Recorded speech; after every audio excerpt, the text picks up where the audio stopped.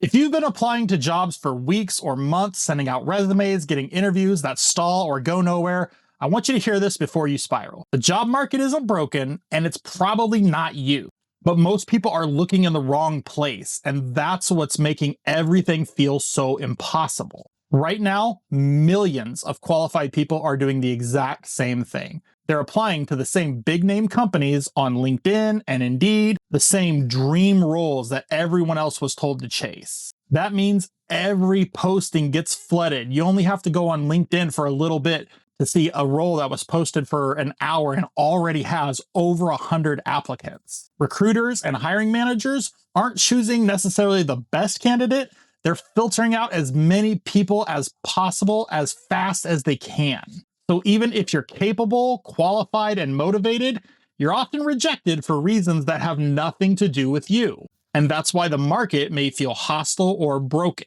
Here's something that most people miss. The job market didn't suddenly get worse, it fragmented. Some sectors became louder, flashier, and more competitive. Others stayed quiet and got ignored. Most job seekers don't search by sector, they search by status.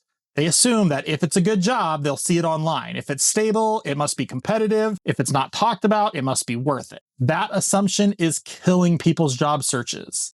So here's the uncomfortable truth. The most visible jobs are often the worst places to compete. Why?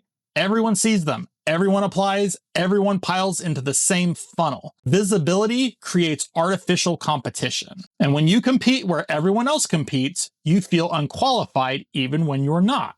What most people don't realize is that entire employment sectors operate differently. Some rely on referrals, pedigree, internal politics. Others rely on qualifications, clear requirements, and structured hiring processes. Most job seekers never even look at that second group because no one told them it existed. So what is that quieter sector? State and local government, public agencies, municipal roles. These jobs don't recruit like big companies or tech companies. They don't chase prestige. They don't care where you work as much as what you can do. They hire based on eligibility, role alignment, transparent criteria. And here's the key point. These roles aren't impossible to land, they're just overlooked. So while everyone fights for the same corporate logos, public service roles quietly stay open.